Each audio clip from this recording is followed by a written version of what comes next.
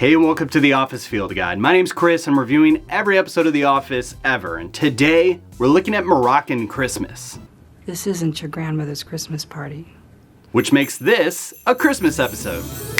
That's more like it. It's not Christmas right now at all, but it's snowing like crazy outside. Coupling that with the pandemic, Moroccan-themed decor is a little hard to come by right now, so this is as close as I could get. Merry Christmas.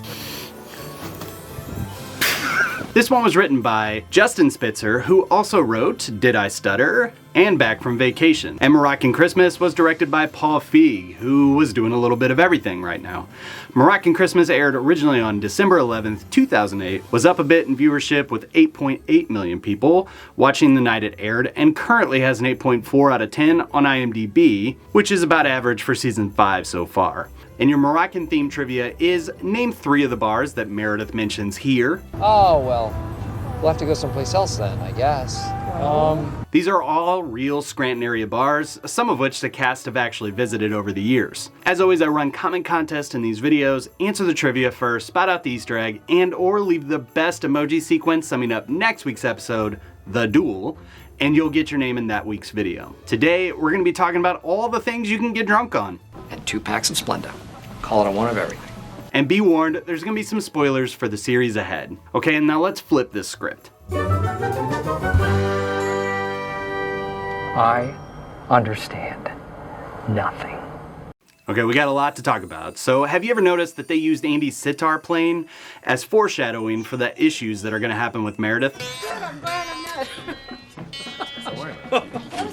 I read that they gave the sitar to Ed Helms in advance and asked him to learn how to play Silent Night. And at the last minute, they changed it to Deck the Halls, and he just figured out how to play it within a few minutes. Don we now our gay apparel, fa la la la la la. Which I hear this instrument is notoriously difficult to learn. I played tuba in high school, and now I play the ukulele whenever I feel lively. Yeah, it's out of tune.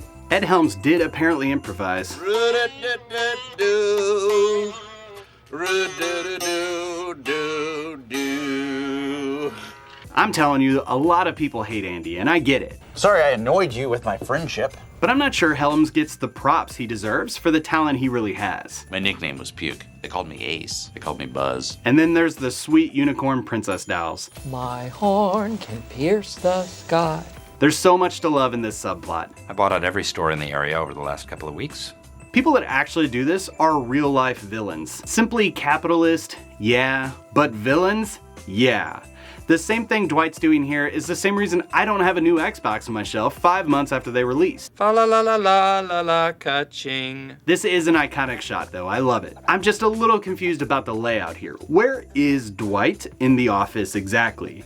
I'm assuming he's in the annex, but I'm not really sure. Leave a comment with where you think he is. And also, Toby's reaction here is genius. I think this might be Lieberstein's best acting in the entire series. I also read that the writers were deciding between using Princess Unicorn and a doll called Hank Grenade, whose arms would blow off when you threw them. I do love the callback to Jim making fun of Dwight for playing with dolls though. Ah, you brought in your doll collection.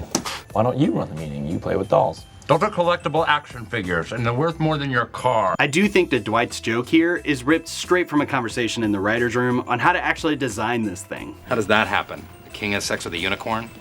A man with a horn has sex with a royal horse? And speaking of structure, the structure of this episode is really interesting to me. I think that Spitzer might have been playing with something here. Thinking through the last 2 previous Christmas episodes, we have 3 acts. Also, sad day when you realize that there was supposed to be a Christmas episode in season 4 that the writer's strike stole from us. Anyway, the normal flow of an episode has been Act 1 is set up and this cringe fest. Act 2 is a continuation of the story with most of the ends wrapped up, or at least set up for a wrap up.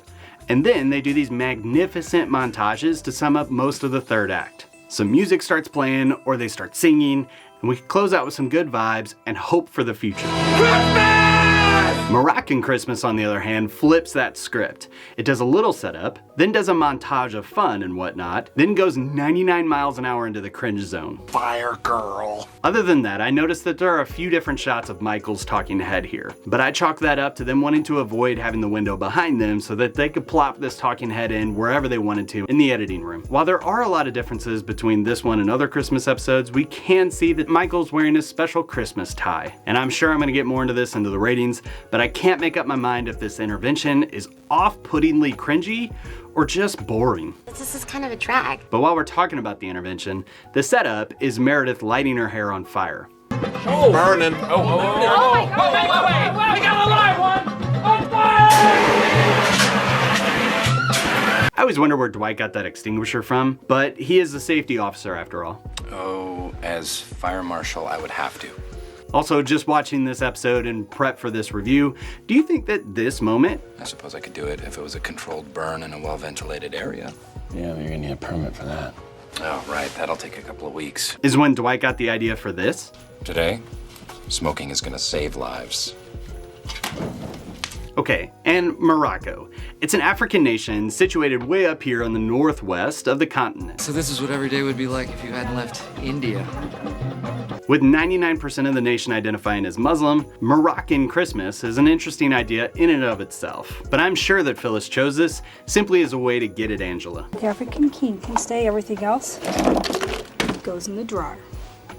I love this party though. She might not know how to say popcorn Popcorn. or hold a mug right, but she definitely knows how to throw a party. Is perhaps the best Christmas party I have ever been to. But the problem is now she's gone drunk with all the political power that comes with such a position. But then you got so drunk that we had to stop and do this. And speaking of drunk, Meredith gets real intoxicated during this Christmas party. And it's as though Toby and Michael are just done trying to even pretend that corporate doesn't want them to drink at these parties anymore. We can drink?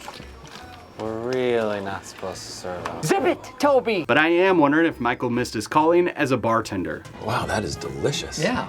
I can't believe no one's thought of that. I know! But it doesn't take long to wonder why corporate has these policies in place. Kate Flannery said shooting this episode may be the most fun she ever had working on camera. Although Flannery has done her own stunts in the previous episodes, including when she was struck by a car in the Four Seasons fun run, a stunt woman was actually used here. I always love this sequence too, because I get tricked by it every time. We're back on the 5th. Should we just do it then? Not do it then? Monthly dental appointment. Soft teeth. You know I have soft teeth. How could you say that? I always, for some reason, even though I've seen this so many times, I always think they're trying to figure out when to reschedule the Christmas party. Instead, they're talking about scheduling the intervention. And Michael drops this line though. Would you want to do it on Groundhog Day? No. I celebrate privately. Oh, that's right. Well, Groundhog's Day was just a few weeks ago in real life time, and I asked y'all what you think Michael does to celebrate Groundhog's Day privately. And there were some great comments. Some of the ones I loved though are he pretends his life is like the movie Groundhog's Day, so when he hits another person with his car, he can pretend like it never happened.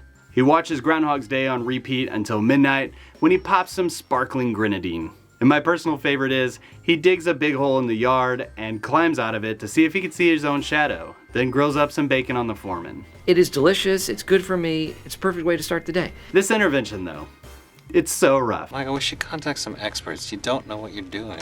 And Michael's learned most of what he knows from watching TV. It's sort of hard to describe, but really it's a coming together, it's a surprise party. And that gives me an idea.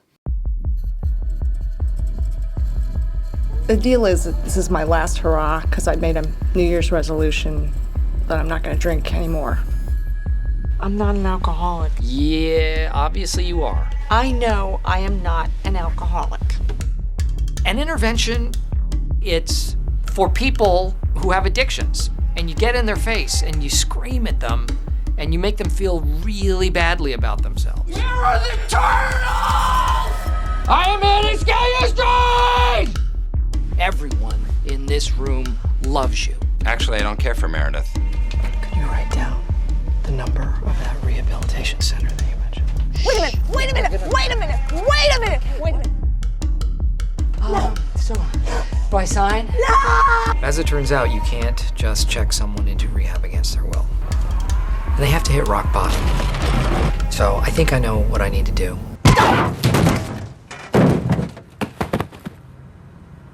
Have you ever, under the influence of alcohol, questioned the teachings of the Mormon Church? Dwight really comes to life as a character with two great talking heads. In the Schrute family, we believe in a 5-fingered intervention: awareness, education, control, acceptance, and punching. And speaking of fist, this is a really physical episode. Between Michael and Meredith Spit, the aforementioned fire hair stunt, in a deleted scene, Angela hauls this tree that's twice her size out of the office, Dwight takes this fall, and the worst one is... Ow. It gets me every time, maybe my favorite joke in this episode. Okay, and one last thing I'm gonna shoehorn into this section. You did the best you could. This is bigger than all of us. That's what she said. Okay, with that, let's dive into the deeper meaning.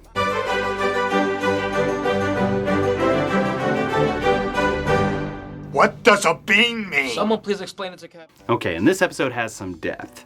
We get a look at alcoholism, adultery, race, religion, all of it packed into this 22-minute episode, which is wild because I always think this one's an hour long in my head. A watch would be nice. But I think that's just because this intervention scene drags this one out a bit. But more on that in a minute. For now, I thought I'd start off by looking at the motivations of some of the characters in this episode. One of my employees is undergoing a crisis, and I wish, for just once, you would take my side on this.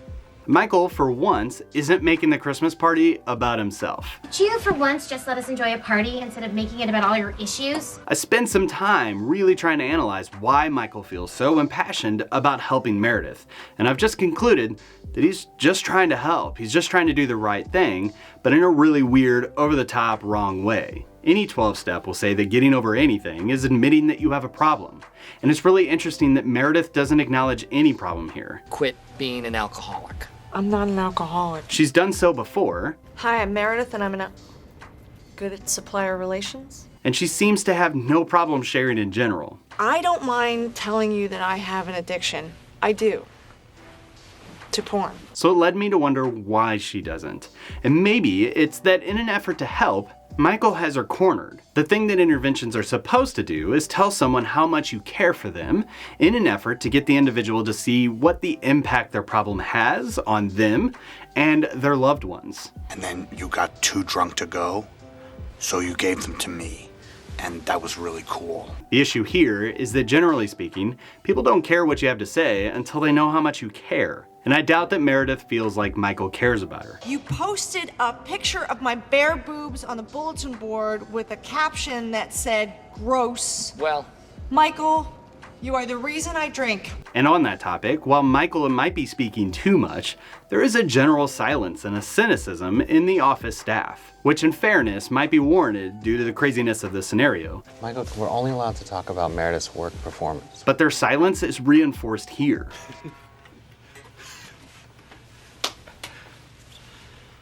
Not knowing how to say something and not being willing to say something are two completely different things. This concept of speaking up is even presented in the conflict between Angela and Phyllis. The power that Phyllis has over Angela is the truth that she knows and holds a secret for a price. I think for it to be blackmail, it would have to be a formal letter. Angela takes a bet that Phyllis isn't brave enough to speak up, but Phil doubles down and refuses to accept the power shift back to the Angela dynasty. No, orange is whorish. And in that, simply by declaring a sentence aloud, Angela's having sex with Dwight. she changes the lives of 3 people for good. And so I'm gonna go with that for the deeper meaning. Humans speak an average about 7,000 words per day. Most of them won't mean much to most people. But some words, spoken to some people in the right context, can make a world of difference.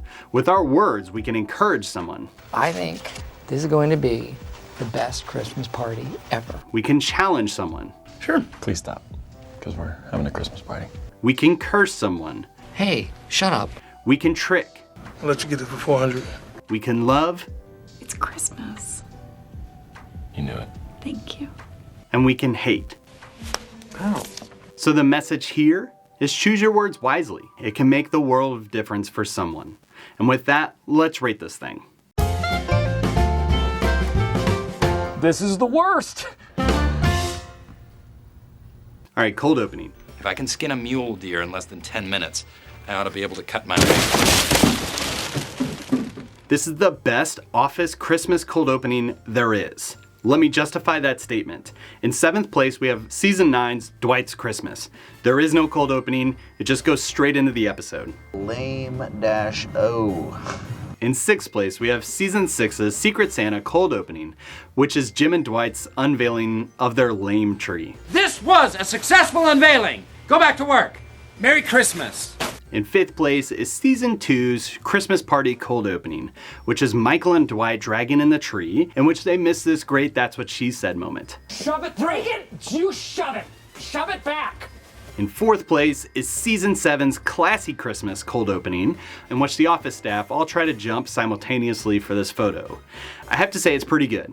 In 3rd place is Season 3's Benihana Christmas cold opening, which is all about Dwight cooking a roadkill goose in the office kitchen. In 2nd place is Season 8's Christmas Wishes, which is Stanley's Lewis Black rant about simple Christmas. Moroccan Christmas. Morocca Christmas. I don't want it. Christmas is Christmas is Christmas is Christmas. This one's actually pretty good. And then, now that I've justified that statement, Jim and Dwight's prank cold opening is the best Christmas cold opening there is. They labored over the best way to set this up, and settled on a lot of different styrofoam blocks to pull it off. It's so good. I give it a 5 out of 5. Black belt deserved. They don't give out black belts for things that are stupid. But for this episode, I'm struggling, you guys. I know I wanted to pull back on giving out 3 out of 5s, and I've really tried. But I think this might be a perfect candidate for it. But let me see if I can talk myself out of it. This episode has some subtle little humor here and there, like this joke. I will not be the big guy in the tiny hat.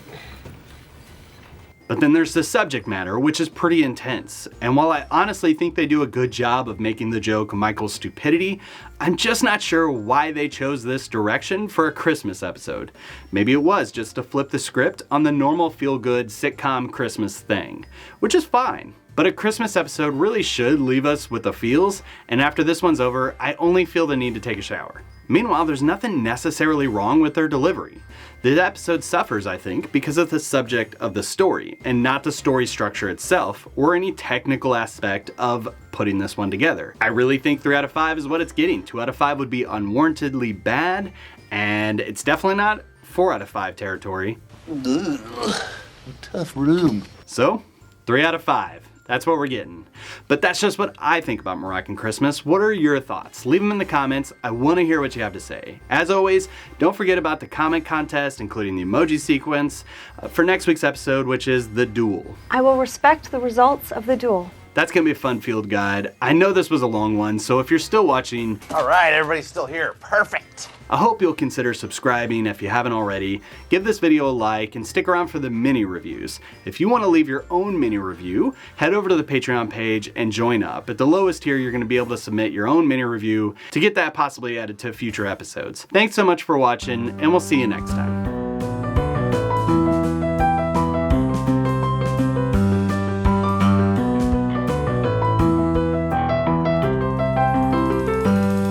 In 6th place, we have Season 6's Secret Santa cold...